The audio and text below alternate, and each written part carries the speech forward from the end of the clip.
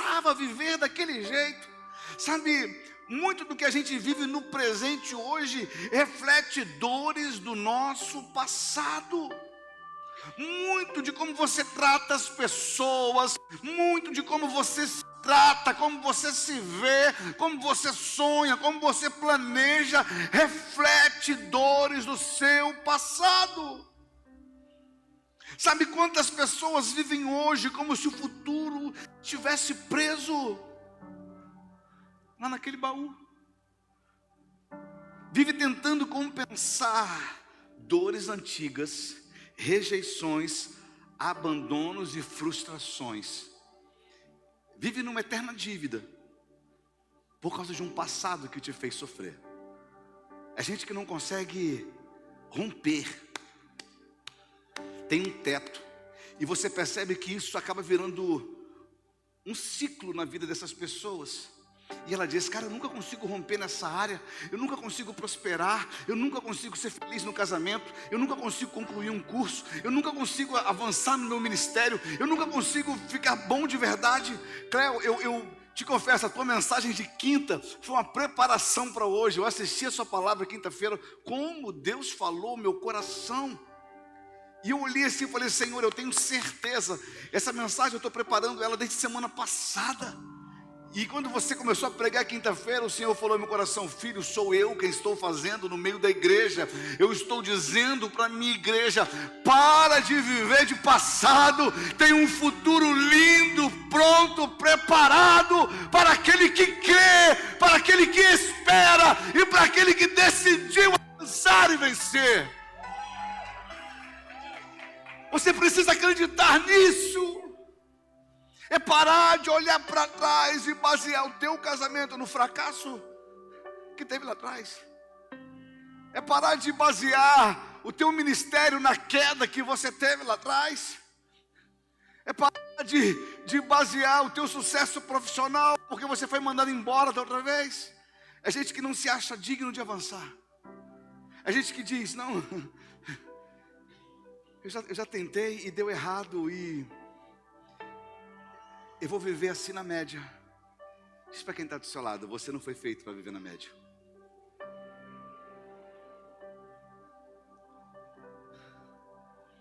Não. Deus te fez para viver uma vida incrível. Deus te fez para viver uma vida incrível. Eu não creio num Deus que faz uma história na média. Eu creio num Deus criativo, poderoso, para te fazer viver uma vida incrível. E tem algo que Deus tem falado ao meu coração nos últimos dias. O céu está liberado para todo mundo.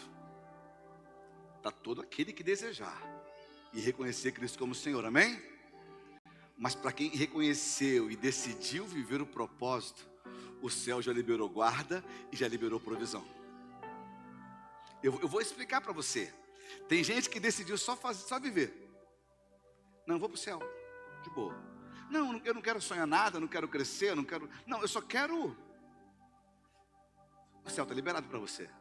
Agora, se você consegue olhar para você e entender que a tua vida não é uma vida para viver ao acaso. Se você olhar para a tua vida e entender que a tua vida ela é única. A tua vida, Deus sonhou com ela, Deus planejou ela, Deus pensou em cada detalhe. Então, para que tudo isso desse certo, Deus já liberou uma guarda de anjos para te proteger. E Ele já liberou tudo que você precisa para alcançar o teu objetivo, o teu propósito. Você crê nisso? Então não viva mais baseado por passado. A única coisa do passado que você vai precisar olhar e se lembrar é que um dia, na cruz do Calvário, alguém pagou para que você vivesse. Deixa eu ler com você um texto. Jeremias 7, 23 e 24.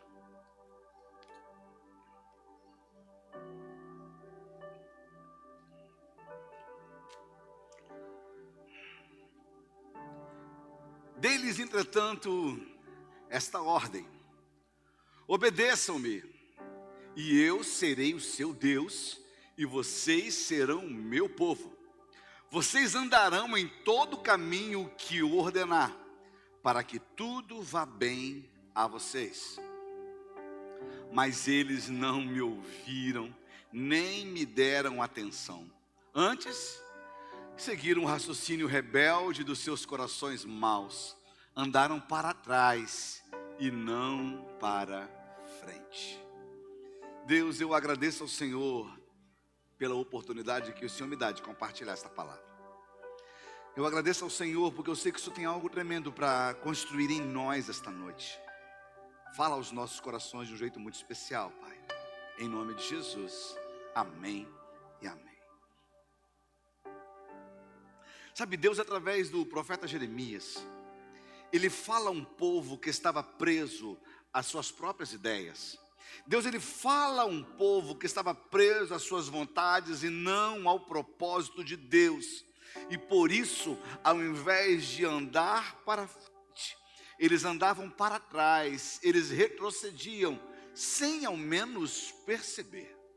O Senhor havia dado uma palavra a eles, e a palavra que o Senhor havia dado, deixa eu aqui.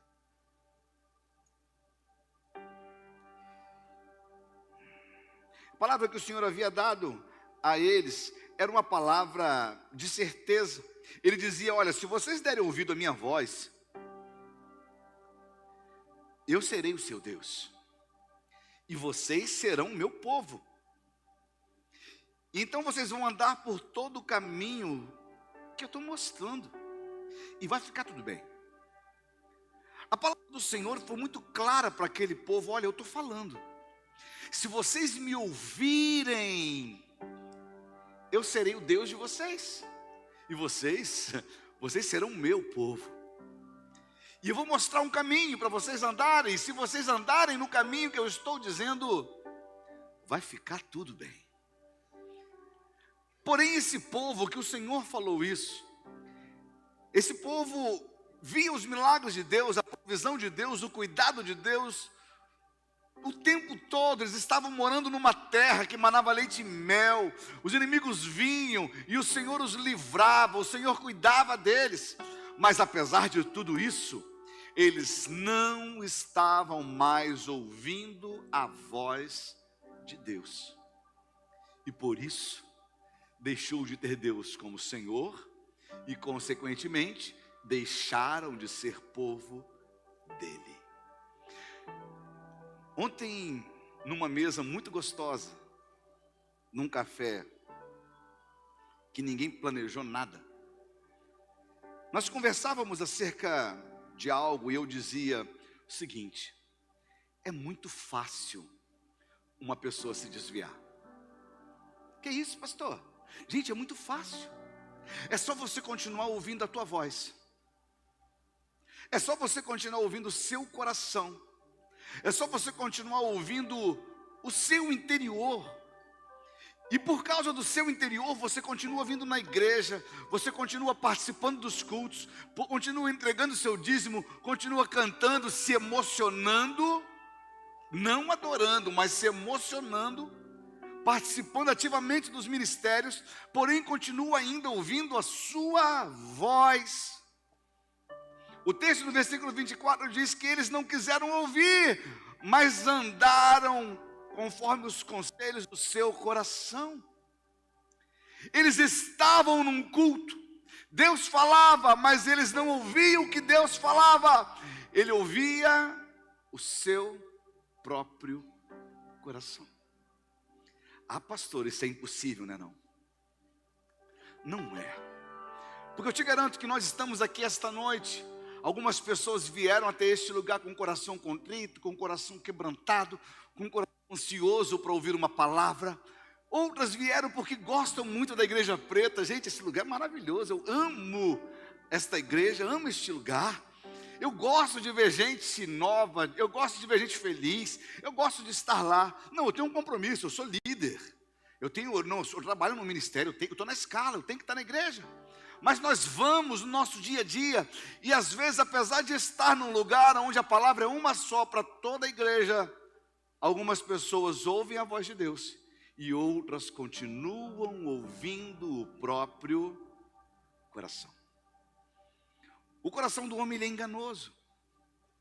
E é este coração do homem enganoso que faz você olhar os defeitos e não a simplicidade, É este coração enganoso que faz você obter as exigências para atender os desejos deste coração, mas não valorizar a entrega simples. É este coração enganoso que faz você olhar para o seu irmão e colocar a raiva, a mágoa. Você se chateia por tão pouca coisa, ou até mesmo por muita coisa. O coração, se tivesse escutado a Deus, ele seria sábio o suficiente para olhar a limitação do seu irmão e perdoá-lo, antes mesmo que ele te falasse alguma coisa. Mas não, nosso coração podre, ele consegue olhar para alguém, guardar a mágoa de alguém, conviver com essa pessoa e ainda dar a paz do Senhor para ela e falar que você é irmão, e falar que você é irmã. Que isso? Esse povo estava vivendo dentro da terra. Eles ofertavam a Deus, mas também ofertavam a Baal. Eles plantavam, eles seguiam parte das leis, mas também faziam o que Baal dizia. Esse povo estava dentro da igreja desviado. Aí Deus começa a falar no teu coração essa noite: pastor, mas o que isso tem a ver com o meu passado? No teu passado, você se comportava assim. Mas o desafio é entender que o teu passado já foi trancado num baú e jogado no mar do esquecimento. Quem mandou você mergulhar lá e pegar esse baú de volta? Quem mandou você querer se comportar como você se comportava antes da igreja? Quem mandou você querer viver o presente com mentalidade daquilo que um dia você foi? Sabe, eu quero compartilhar com você esta noite, para dizer para você que Deus quer alinhar a tua caminhada com o propósito dele. Esse povo que estava desobedecendo a Deus, Deus enviou vários homens antes, para que eles mudassem de ideia, mas eles não mudaram. E por consequência, eles foram retirados da terra e levados cativos para a Babilônia, não pelos inimigos, mas a Bíblia diz em Jeremias 29, que o Senhor os enviou para lá.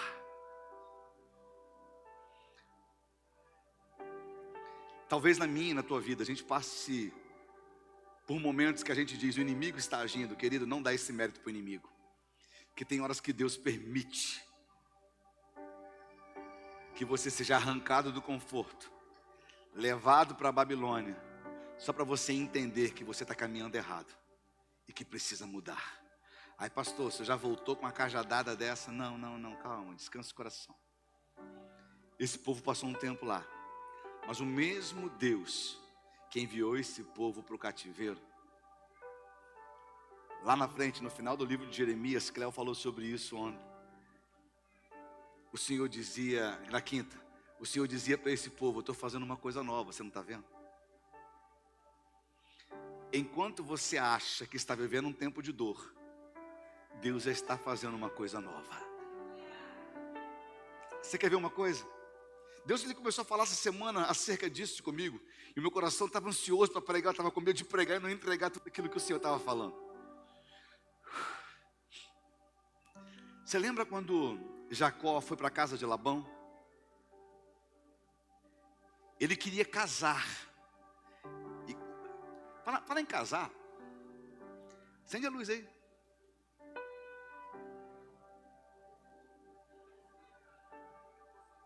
Calma. Cadê o povo que está solteiro? Levanta sua mão assim. Só solteiro. Só quem é solteiro fala assim: eis-me aqui, Senhor. Eu estava falando com o Sandro, com a Fernanda, com a Janaína e com a Gabi aqui, que eu vou fazer o culto dos solteiros aqui na igreja. Se eu fizer, vocês vêm? Eita glória!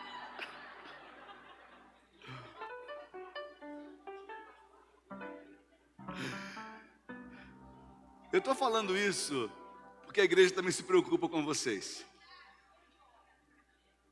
Você já casou, irmã? Ah, se a profeta está falando por ela, né? Fica tranquilo, se eu encontrei, você consegue achar também. Que eu era feio. Janaína que fez tudo isso aqui. Pode apagar a luz. Mas, quando Jacó ele foi para a casa de Labão, ele queria casar. E ele trabalha 7 anos por uma esposa. Ele queria Raquel. 7 anos depois, quando ele acha que vai casar com Raquel, o cara dá Lia para ele. E ele fala, quer Raquel? Eu quero, mais 7 anos. Pensa só, cara, 14 anos na luta. Senhor, apressa-te responder-me, Senhor. 7 anos. Será que foi um tempo fácil para ele? Não foi. Trabalhou muito. Foi humilhado. Foi perseguido pelo sogro.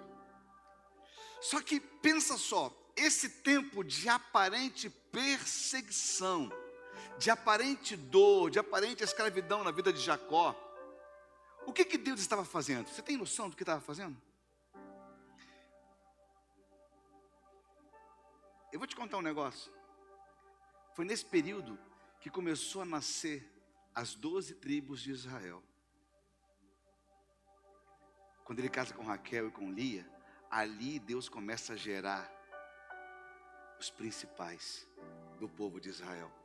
Num tempo de dor, num tempo de perseguição, num tempo de luta, Deus estava construindo o futuro dele. Meu querido, a aparente luta, tribulação que você está vivendo, não é para te parar, é só para te preparar para um futuro de glória. Deus está construindo o teu livramento hoje. Não é para te matar, mas é para te sustentar. E eu quero compartilhar com você hoje. A primeira coisa que eu quero dizer para você hoje, agora eu começo a pregar. Repete comigo assim: todo excesso revela uma falta. Jeremias 7:24 diz que andaram nos seus próprios conselhos e na dureza do seu coração maligno. Você sabia que o homem vive constantemente uma luta tentando suprir uma necessidade? A gente vive constantemente tentando suprir uma falta. Isso é comum da natureza humana. E as faltas, elas sempre vão mudando. Sempre vão mudando. Tem gente que tem de tudo, mas ainda reclama daquilo que não tem.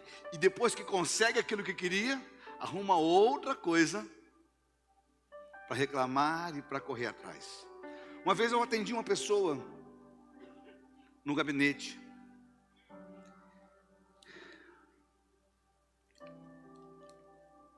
E essa pessoa, ela reclamava de uma crise financeira muito grande. Mas depois dessa crise financeira, eu perguntei, mas você não trabalha? Eu trabalho. Mas de onde está vindo essa crise financeira? Você não recebe? Recebo. Mas eu sou compulsiva. Compulsiva em quê? Em comprar. E o que você compra? Eu compro acessórios. Para quê? Não, porque eu quero ficar bonita. Eu falei, mas você não se acha bonita? Não, não me acho bonita. E eu sempre busco alguma coisa para ficar mais bonita. E depois que eu compro, eu olho, me satisfez, eu percebo que eu não fiquei tão bonita quanto eu imaginava e eu vou buscar uma outra coisa. Eu falei, peraí, então o teu problema financeiro, ele é uma crise de identidade que você está vivendo. Você não está faltando dinheiro porque você não recebe. O dinheiro está faltando porque ele está saindo, tentando suprir uma falta. E você não precisa de acessórios para ser bonita. Você já é bonita. O acessório é algo a mais. Eu citei esse algo muito simples, mas isso vem mostrar para mim, para você, que a cada dia, às vezes eu e você, nós temos algumas buscas doentias para tentar sanar uma falta. Por trás de cada excesso existe uma falta.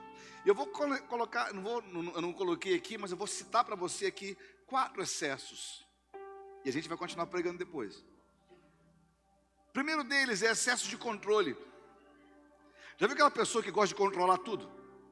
Não, se eu não souber, não faz, tá? Olha, não, eu tenho que ter o meu crivo, tem que ter a minha assinatura, eu tenho que estar lá, eu tenho que ver. se você fizer sem falar comigo, se eu não souber onde é que você está, se eu não souber o que é que vai fazer, excesso de controle, excesso de controle revela falta de confiança. E essa falta de confiança não é no outro, é em si mesmo. Essa falta de confiança é quem tenta controlar tudo por medo de perder.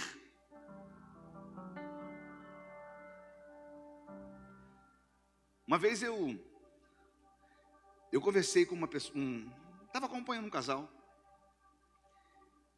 e a mulher parecia que tinha algemas. E eu conversava com a mulher e ela falava: eu me sinto presa. Eu me sinto presa. Falei, por quê? Porque eu não tenho uma outra vida se não for viver para minha casa, para os meus filhos, para o meu marido. E às vezes eu fico pensando, que vida é essa que eu vivo? Será que não percebem que eu estou infeliz? Será que não percebem que eu não estou vivendo, eu estou sobrevivendo? E a gente às vezes faz isso de um jeito muito sutil. Eu tenho um problema de excesso de controle. Que isso, pastor? Eu tenho. E eu tenho tentado tratar isso. A Jana, ela fala às vezes brincando, mas é verdade. Eu estava pensando muito nesses dias. Ela falou esses dias: amor, vamos no shopping? Eu falei, não quero não. Aí ela, então eu vou com a Gabi. Eu falei, então eu vou com vocês. Aí ela, por que você não fica? Você falou que eu não queria. Eu falei, mas eu quero estar com vocês. Eu não gosto do shopping, eu gosto de estar com elas. Mas diante disso, eu estava tirando dela a liberdade de ir e vir. E eu estava agindo como se fosse um escolta. Não, mas agora estou ficando fortinho.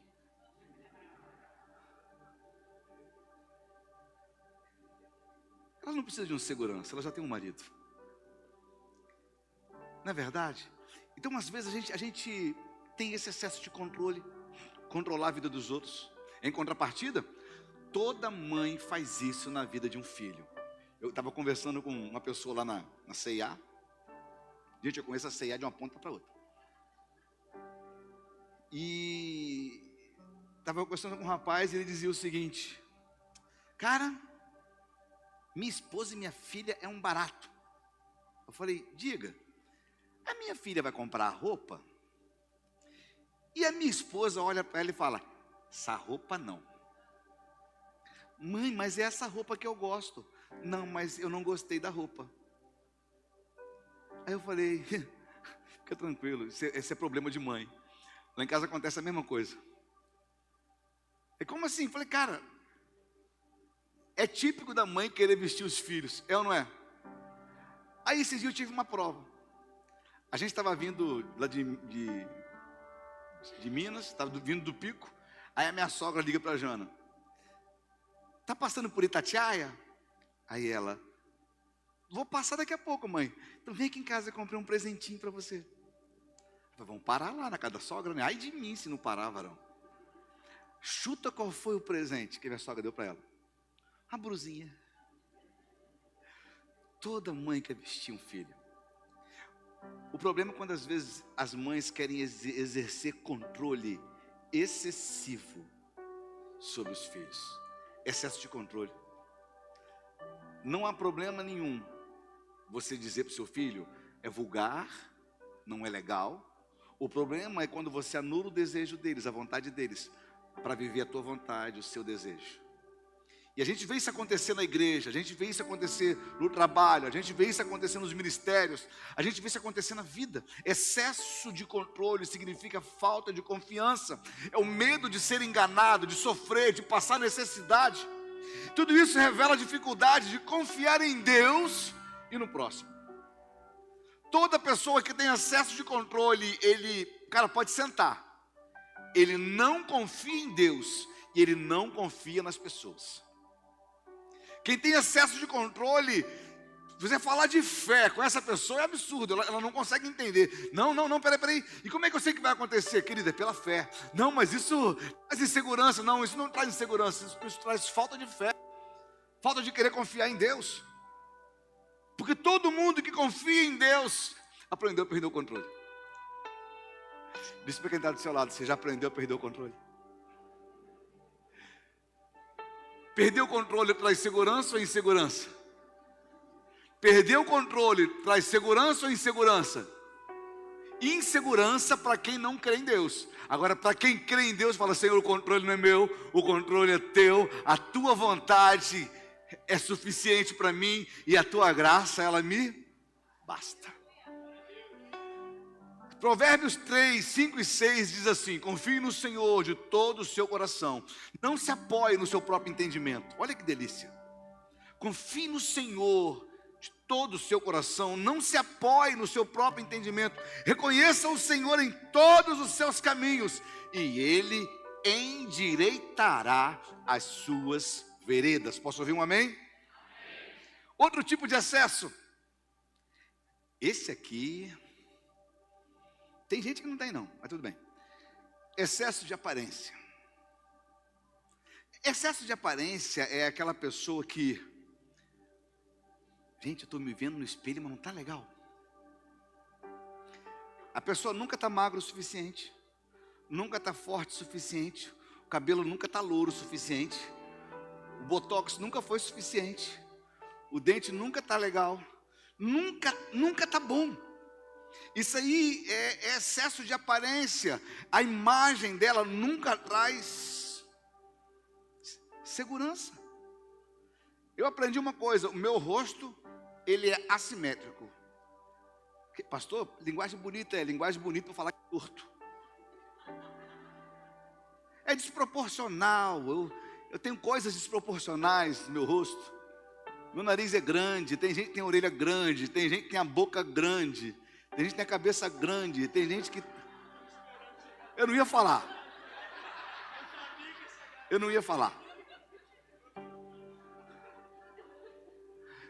Mas a gente, sabe, não tem problema você ser desproporcional.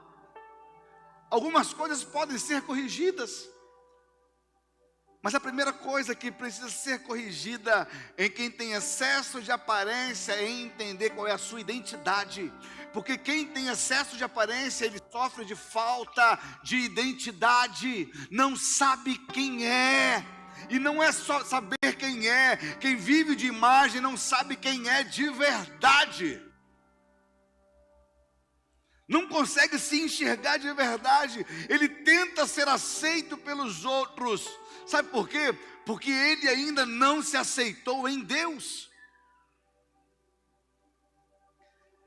Tem gente que faz o possível para ser aceito por alguém.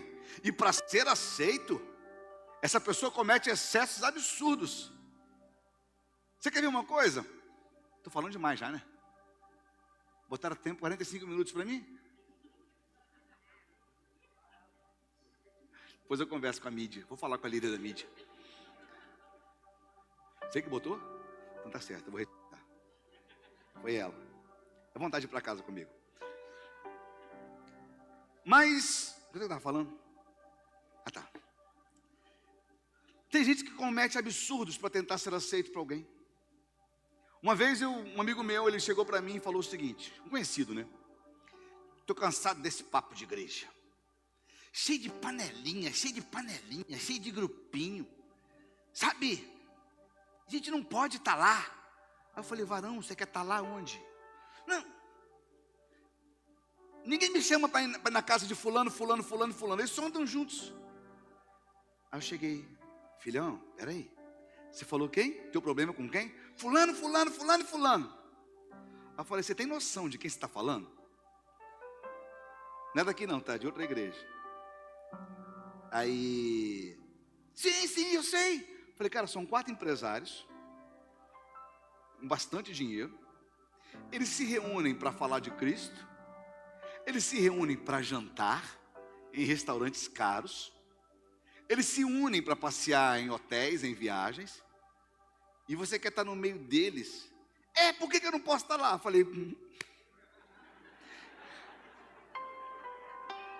falei, pelo mesmo motivo que eu não consigo estar lá. Está entendendo? Mas tem gente que para estar no meio de algumas pessoas, eles entram no vermelho. Para bancar algo que não tem condição de bancar. Para querer ser aceito.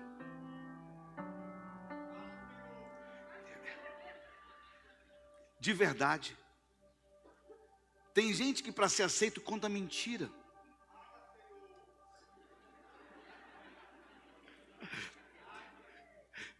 Tá falando. Sério, tem gente que conta mentira para querer ser aceito. Não, eu sou formado nisso, eu sei fazer aquilo. Eu fui chamado para comer um peixe hoje. Falaram que era um mestre cuca, fui lá provar. Estou pensando se eu aprovo o peixe ainda. Mas estou brincando, o peixe foi legal. Mas pensa só. Legal é um sinônimo para bonzinho.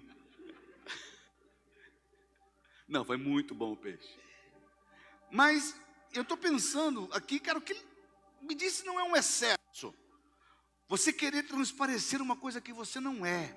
Uma santidade que você ainda não atingiu. Um nível de conhecimento que você ainda não tem.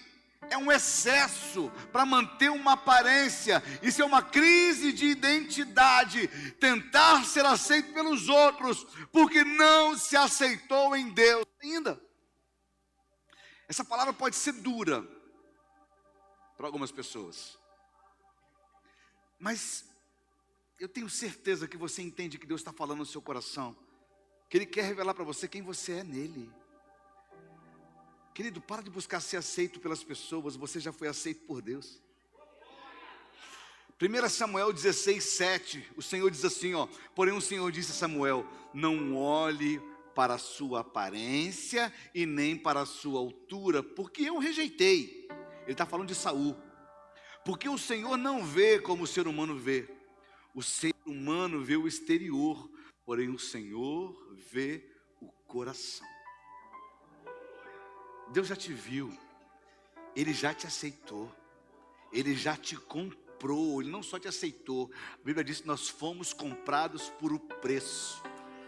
Ele olhou para mim, olhou para você, Ele disse, eu vou comprar antes que o inferno leve. Ele já pagou o preço por você. Pare de querer ser aceito pelas pessoas, o Senhor já te aceitou. Um outro excesso, aí, esse agora talvez doa. Excesso de trabalho. Excesso de trabalho, ele é resultado de falta de segurança. Já viu aquela pessoa que só sabe trabalhar? Que isso, pastor, você não sabe o que eu estou passando.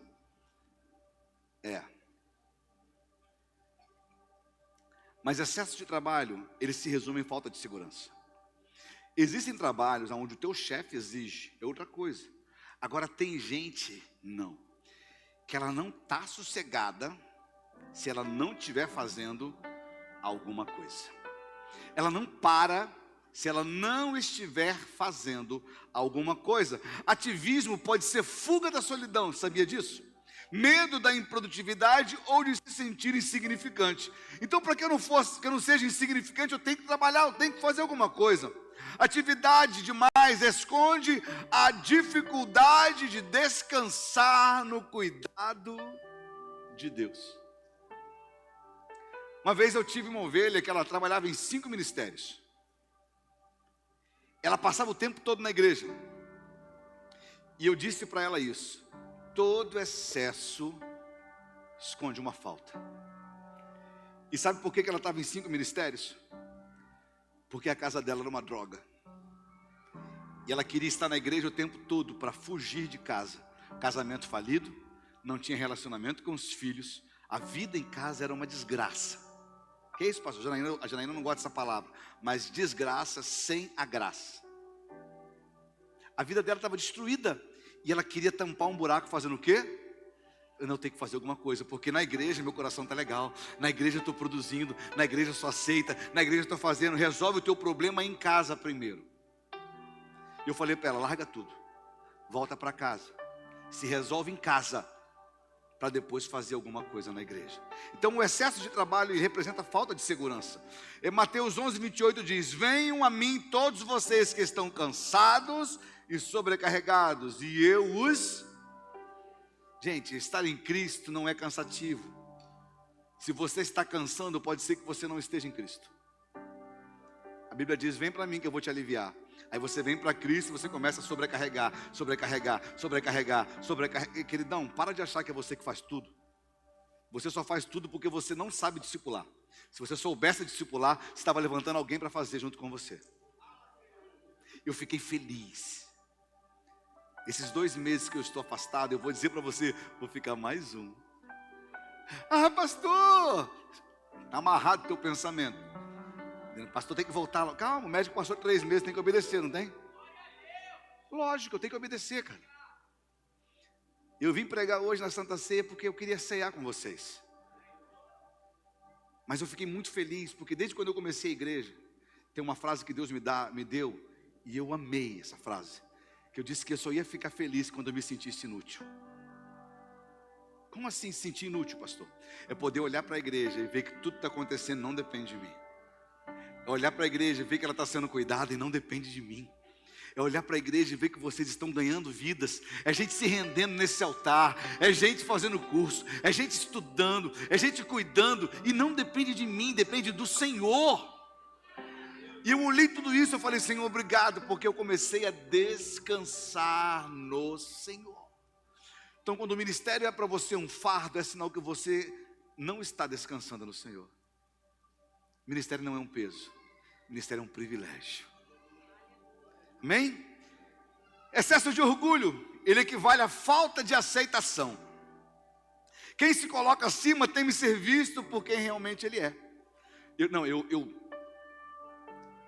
Você faz questão de se impor, porque você tem medo que as pessoas descubram quem você é.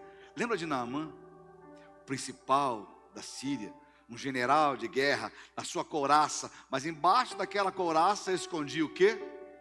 Lepra. Todo orgulhoso carrega uma lepra. Todo orgulhoso carrega algo que está adoecendo nos bastidores. O orgulho, ele é a armadura de quem se sente pequeno por dentro. Eu sou muito pequeno, mas se eu não me impor, e onde é que a gente aprende isso? Em casa. Pai, chega do colégio reclamando, brigaram comigo, chega lá e mete a mão na cara dele. Fala ou não fala assim? Você está ensinando um menino a se impor. Quem falou que para você se impor, você precisa usar violência? Cadê o Lucas? Está aí? Pastor Lucas? Se não está, está desviado. Acho que... Tá, Lucas? Não, né? Acho que ele não veio hoje, não. A gente estava conversando e a gente tem algo similar. Lucas falou que ele estava fazendo Muay Thai e ele ficou em crise porque ele deu um soco na cara do professor. Aí ele parou de treinar. Falou que, pastor, eu nunca briguei na vida. Eu falei, eu também não. Eu não sei brigar. Mas eu sempre me impus. Sem precisar brigar. Quem usa violência para se impor é orgulhoso. A gente precisa aprender isso. Quem falou que violência é imposição? A tua postura diz muito sobre quem você é. Sabe, lembra do filho mais velho que ficou em casa, do filho pródigo? Ele era orgulhoso, cara. Tinha tudo em casa, só não tinha o orgulho tratado. Às vezes eu e você, a gente se comporta desse jeito. Muitos hoje vivem escravizados tentando provar algo que o passado negou. Tem muita gente que hoje está na igreja tentando provar alguma coisa que lá atrás não foi bem sucedido e tirou uma vida inteira para querer provar. Eu acho que vou ter até que eu estou no tópico 1, não vou nem pregar os outros tópicos, senão fica muito longo. Mas é igual aquela novela, já viram novela que a pessoa, ela teve uma vida lesada lá atrás e ela volta só para... Volta de empregada na cara do patrão, para vingar. e você está lá torcendo por ela.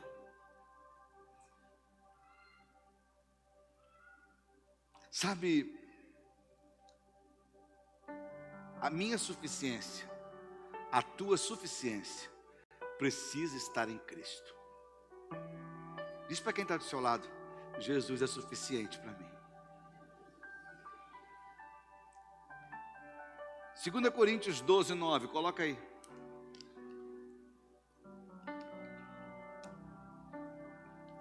Segunda Coríntios 12, 9.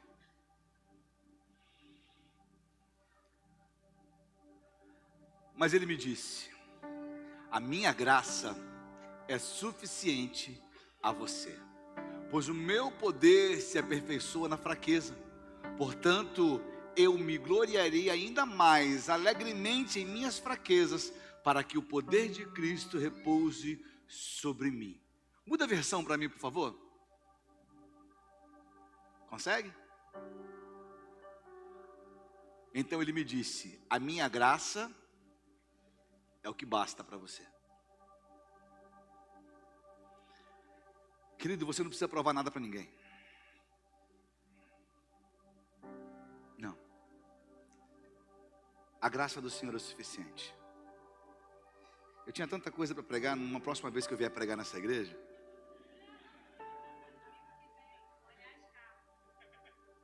Olhar a escala. Mas eu vou ficar só no tópico 1 hoje. O teu excesso pode ser ausência de graça.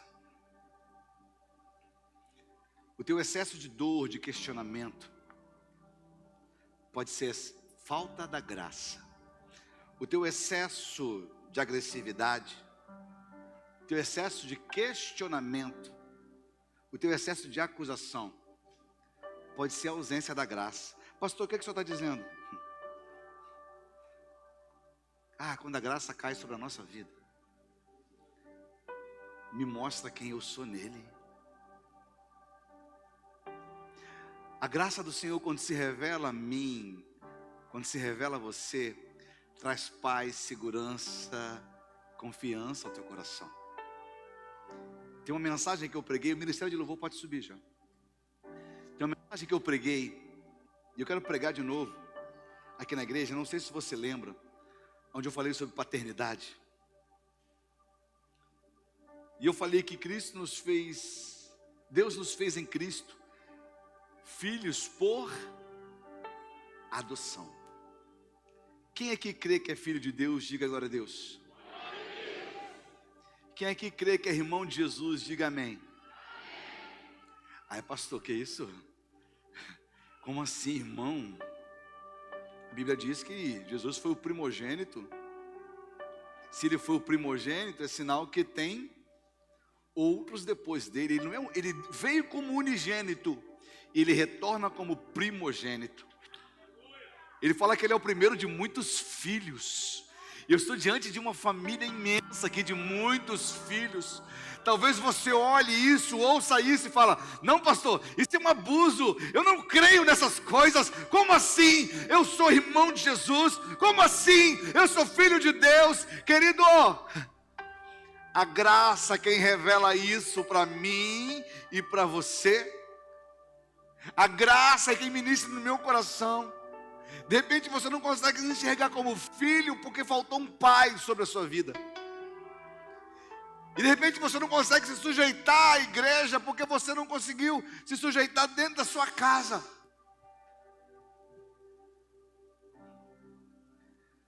Talvez você tenha abandonado a igreja porque a igreja não fez o que você queria. Talvez você não ouviu, você ouviu o que você não gostou. Talvez você tenha sido ferido também. Mas o Senhor trouxe você aqui nesta noite para dizer para você que você não precisa fugir mais.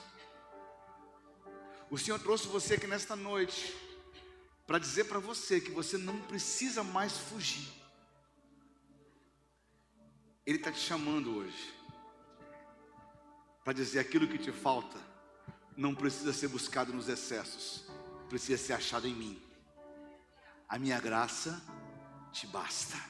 O meu amor te basta. A minha presença te basta. O meu perdão te basta.